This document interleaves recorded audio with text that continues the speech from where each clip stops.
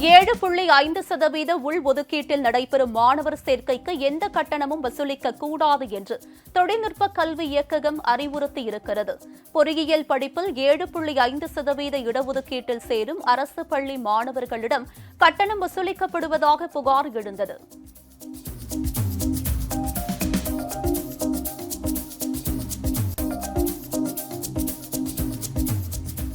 தமிழகத்தில் உள்ள அரசு உதவி பெறும் மற்றும் சுயநிதி கலை அறிவியல் கல்லூரிகளில் முதலாம் ஆண்டு மாணவர்களுக்கு நேரடி வகுப்புகள் தொடங்கின.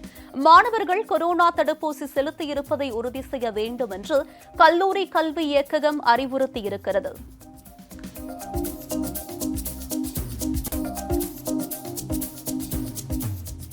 10ஆம் வகுப்பு பொதுத் தேர்வில் தேர்ச்சி பெற்ற மாணவர்கள் அசல் மதிப்பெண் சான்றிதழை தாங்கள் பயின்ற பள்ளியில் இருந்து இன்று முதல் பெற்றுக் கொள்ளலாம் என பள்ளிக் கல்வித்துறை அறிவுறுத்தியிருக்கிறது.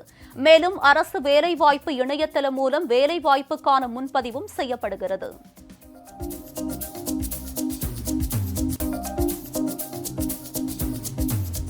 பொறியியல் படிப்புகளுக்கான பொதுப்பிரிவில் முதல் சுற்றுக்கான கலந்தாய்வில் மாணவர்களுக்கான இடத்தை உறுதி செய்வதற்கான அவகாசம் இன்றுடன் முடிவடைகிறது.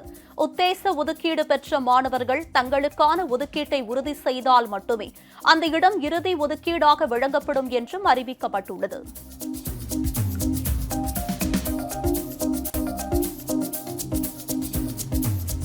சென்னை புளியந்தோப்பில் ஆபத்தான நிலையில் இருக்கும் கேபி பார்க் கட்டிடம் தொடர்பாக ஐஐடி குழு நடத்திய ஆய்வறிக்கை நகர்ப்புற வாழ்வியல் மேம்பாட்டு வாரியத்திடம் வழங்கப்பட்டது. சம்பந்தப்பட்ட நிறுவனத்திற்கு அரசு ஒப்பந்தம் வழங்கக்கூடாது என்றும் அறிக்கையில் பரிந்துரைக்கப்பட்டுள்ளது.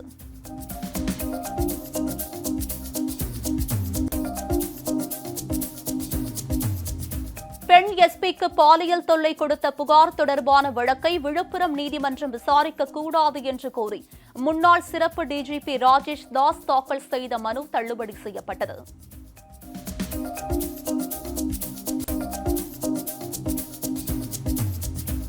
செம்மண் குவாரி முறைகேடு வழக்கு விசாரணைக்காக விழுப்புரம் மாவட்ட முதன்மை அமர்வு நீதிமன்றத்தில் அமைச்சர் பொன்முடி, அவரது மகன் மற்றும் கள்ளக்குறிச்சி எம்பி கௌதம சிகாமணி உள்ளிட்ட 7 பேர் நேரில் ஆஜராகினர்.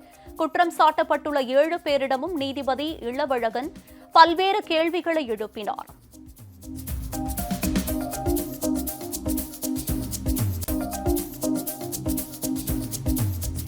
தமிழகம் முழுவதும் உள்ள திரையரங்குகளில் குடிநீர் வசதி, கழிப்பறை வசதி உள்ளிட்டவை சுகாதார முறையில் உள்ளனவா என்பது குறித்து ஆய்வு செய்ய தமிழக அரசுக்கு சென்னை உயர்நீதிமன்றம் உத்தரவிட்டுள்ளது.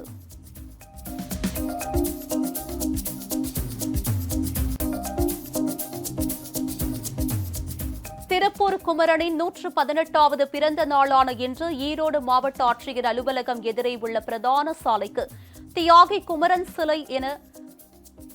குமரன் சாலை என்று பெயர் சூட்டப்பட்டு சென்னை தலைமைச் செயலகத்தில் இருந்தபடி முதலமைச்சர் திரு மு.க. ஸ்டாலின் காணொலி காட்சி வாயிலாக பெயர் பலகையை திறந்து வைத்தார்.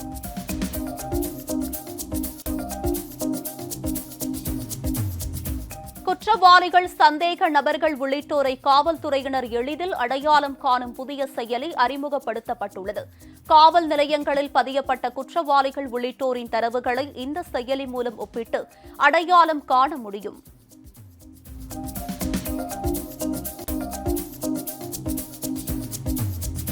நீலகிரி மாவட்டம் மசினகுடியில் தேடப்பட்டு வரும் ஆற்கொல்லி புலியின் கால் தடம் மசினகுடி தெப்பக்காடு சாலையில் கண்டுபிடிக்கப்பட்டுள்ளதால் கால்நடை மருத்துவர்கள் மற்றும் வனத்துறையினர் கும்கி யானைகளுடன் சம்பவ இடத்திற்கு விரைந்தனர். 3 மோப்ப நாய்களும் புலியை தேடும் பணியில் ஈடுபடுத்தப்பட்டுள்ளனர்.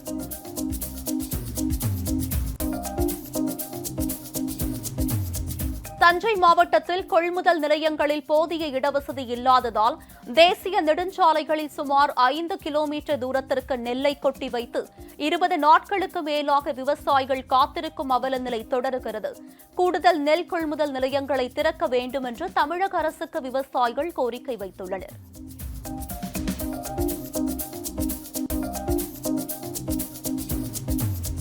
மகாலய அமாவாசையை முன்னிட்டு நாளையும் நாளை மறுநாளும் ராமேஸ்வரம் கோவிலில் தரிசனம் செய்யவும் அக்னி தீர்த்த கடலில் புனித நீராடவும் தடை விதிக்கப்பட்டிருப்பதால் இன்றே பல்லாயிரக்கணக்கான பக்தர்கள் ராமேஸ்வரத்தில் குவிந்தனர். திருக்கோவில் வளாகத்திற்கு எதிரே உள்ள அக்னி தீர்த்த கடற்கரையில் தர்ப்பணம் கொடுத்தனர்.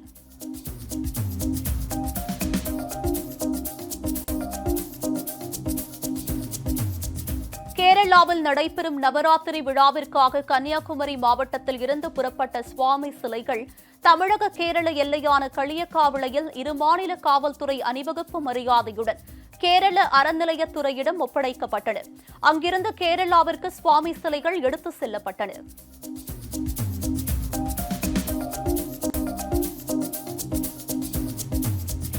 பெரம்பலூர் மாவட்டத்தில் ஆடுகளை திருடிய 4 பேரை போலீசார் கைது செய்து சிறையில் அடைத்தனர். 4 பேரும் இரவு நேரங்களில் ஆடுகளை திருடிச் சென்று விற்பனை செய்து அதன் மூலம் சொகுசாக வாழ்ந்து வந்தது விசாரணையில் தெரியவந்தது.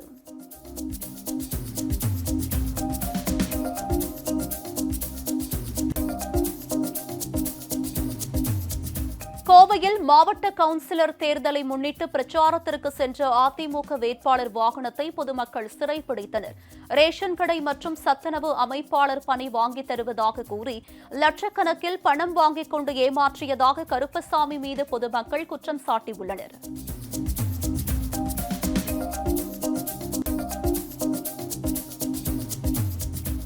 கோவை மாவட்டம் வால்பாறையில் குடியிருப்பு கட்டித்தரக் கோரி பழங்குடியின மக்கள் 3வது நாளாக போராட்டத்தில் ஈடுபட்டனர்.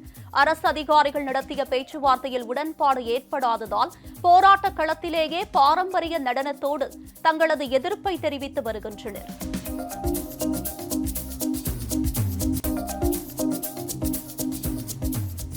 வடசென்னை அனல்மின் நிலையத்தின் 2வது அலகில் ஏற்பட்ட கொதிக்கலன் கசிவு சரி செய்யப்பட்டதைத் தொடர்ந்து 600 மெகாவாட் மின்னுற்பத்தி தொடங்கியது. கடந்த மாதம் 30ஆம் தேதி 2வது நிலையில் 2வது அலகில் ஏற்பட்ட கொதிக்கலன் கசிவு காரணமாக மின்னுற்பத்தி நிறுத்தப்பட்டது.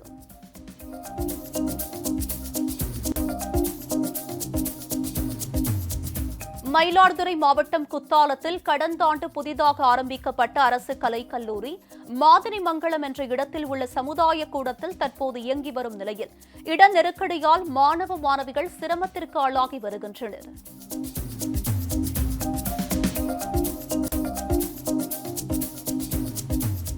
தூத்துக்குடியில் பாரம்பரியமான சங்க குளிக்கும் தொழிலில் வெளியூர் மாவட்ட மீனவர்களுக்கு அனுமதி வழங்கக்கூடாது என்று வலியுறுத்தி மீன்வளத்துறை இணை இயக்குநர் அலுவலகத்தை முற்றுகையிட்டு சங்கக்குழி மீனவர்கள் போராட்டத்தில் ஈடுபட்டனர்.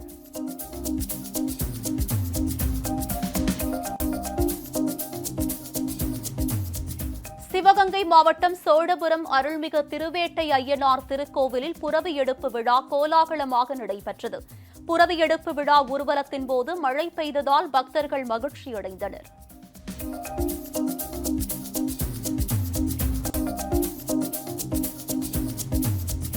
ஈரோடு மாவட்டம் ஆசனூர் வனக்கோட்டத்தில் வன உயிரின வார விழா கொண்டாடப்பட்டது. இதில் மலை கிராம மக்கள் மற்றும் படுகரியின மக்களின் பாரம்பரிய நடனமும் பள்ளி மாணவர்களின் விழிப்புணர்வு நிகழ்ச்சிகளும் இடம்பெற்றன. நிகழ்ச்சியின் முடிவில் மாணவ மாணவிகளுக்கு பரிசுகள் வழங்கப்பட்டன.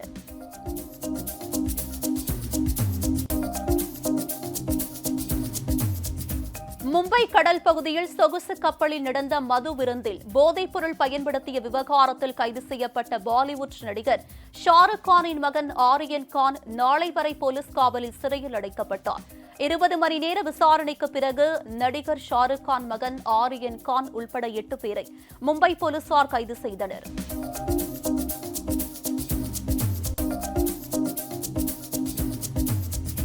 சொகுசு கப்பலில் நடந்த மது விருந்தில் போதைப்பொருள் பயன்படுத்தியதாக நடிகர் ஷாருக் கானின் மகன் ஆரியன் கான் கைது செய்யப்பட்டுள்ள நிலையில் படப்பிடிப்புக்காக ஸ்பெயினில் இருந்த ஷாருக் கான் படப்பிடிப்பை அவசரமாக ரத்து செய்துவிட்டு இந்தியா திரும்பினார்.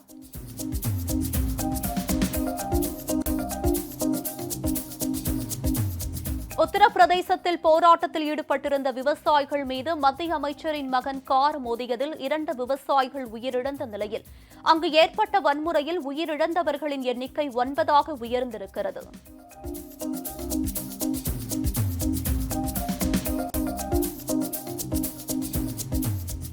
உத்தரப்பிரதேசத்தில் விவசாயிகள் கொல்லப்பட்ட சம்பவம் தொடர்பாக மத்திய அமைச்சர் திரு அஜய் மிஸ்ராவின் மகன் அசிஷ் மீது உத்தரப்பிரதேச போலீசார் வழக்கு பதிவு செய்துள்ளனர்.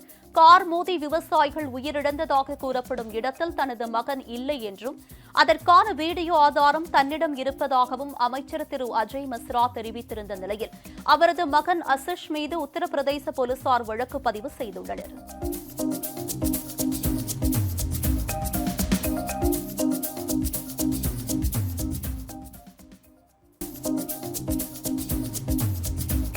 உத்தரப்பிரதேசத்தில் விவசாயிகள் கொல்லப்பட்ட லக்கிம்பூருக்கு புறப்பட்டு சென்ற திருமதி பிரியங்கா காந்தியை போலீசார் கைது செய்தனர். சம்பவம் நடைபெற்ற லக்கிம்பூருக்கு நேற்றிரவு புறப்பட்ட காங்கிரஸ் பொதுச் செயலாளர் திருமதி பிரியங்கா காந்தியை போலீசார் வீட்டு காவலில் வைத்தனர்.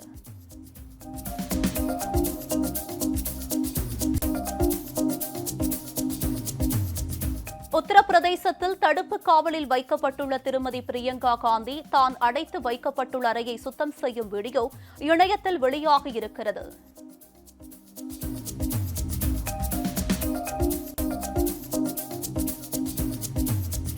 விவசாயிகளுக்கு ஆதரவு தெரிவிக்க லக்கிம்பூருக்கு செல்ல முயன்ற சமாஜ்வாதி கட்சியின் தலைவர் திரு அகிலேஷ் யாதவை போலீசார் கைது செய்தனர். அப்போது அவர் தரையில் அமர்ந்து தர்ணாவில் ஈடுபட்டார்.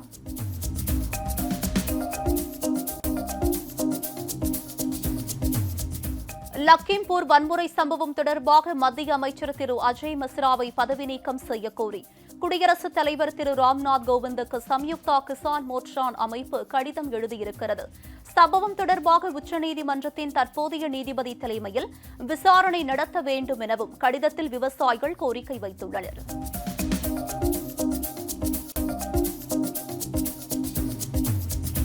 விவசாயிகள் மீது மத்திய அமைச்சரும் பாஜகவினரும் திட்டமிட்டு வன்முறையை கட்டவிழ்த்து விட்டுள்ளதாகவும் இனியும் அமைதியாக இருந்தால் நாம் அனைவரும் இறந்துவிட்டதாகவே அர்த்தம் என்றும் திரு ராகுல்காந்தி ஆவேசமாக தெரிவித்துள்ளார். ஆளும் பாஜகவின் கொடூரம் இந்த சம்பவம் மூலம் அம்பலமாகி உள்ளதாகவும் பாஜகவினர் இதுபோன்ற வன்முறையில் ஈடுபட்டால் இனி அவர்கள் தெருவில் நடமாட முடியாது என்றும் சமாஜ்வாதி தலைவரும் உத்தரப்பிரதேச முன்னாள் முதலமைச்சருமான திரு அகிலேஷ் யாதவ் தெரிவித்துள்ளார். விவசாயிகளுக்கு திரிணாமுல் காங்கிரசின் ஆதரவு எப்போதும் இருக்கும் என்றும் மேற்குவங்க முதலமைச்சர் செல்வி மம்தா பானர்ஜி தெரிவித்திருக்கிறார்.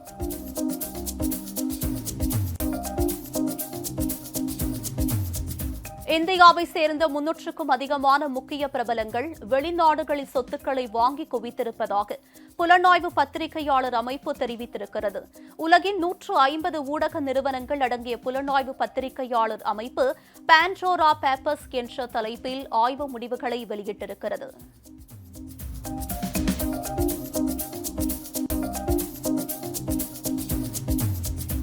முறைகேடாக வெளிநாடுகளில் பல கோடி ரூபாய் முதலீடு செய்து சொத்துக்களை வாங்கி குவித்துள்ளோர் பட்டியலில் கிரிக்கெட் ஜாம்பவான் சச்சின் டெண்டுல்கர் பெயரும் இடம்பெற்றிருப்பது அதிர்ச்சியை ஏற்படுத்தியிருக்கிறது.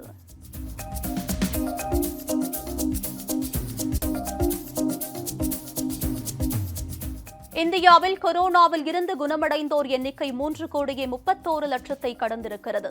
கடந்த 24 மணி நேரத்தில் 180 பேர் மரணமடைந்துள்ளதாகவும் இதன் மூலம் கொரோனா மொத்த பலி எண்ணிக்கை 4,48,997 உயர்ந்திருப்பதாகவும் மத்திய சுகாதாரத்துறை அமைச்சகம் தெரிவித்திருக்கிறது.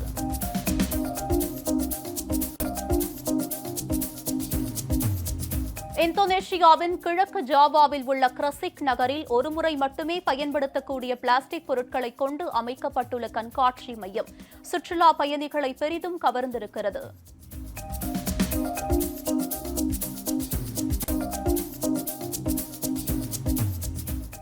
ஓமனில் மையம் கொண்ட சஹீன் புயல் நேற்றிரவு கரையை கடந்தது.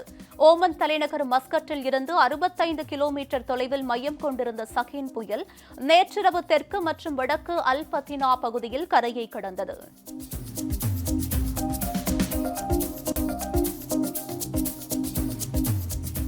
வடகொரியாவின் இறையாண்மையை ஆக்கிரமிக்க முயன்றால் கடும் விளைவுகளை சந்திக்க நேரிடும் என்று ஐநா பாதுகாப்பு கவுன்சிலுக்கு வடகொரியா பகிரங்க எச்சரிக்கை விடுத்திருக்கிறது.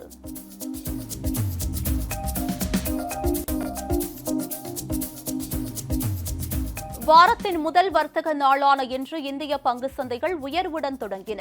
அந்நிய செலாவணி சந்தையில் அமெரிக்க டாலருக்கு நிகரான இந்திய ரூபாய் மதிப்பு 73 ரூபாய் 17 காசுகளாக இருந்தது.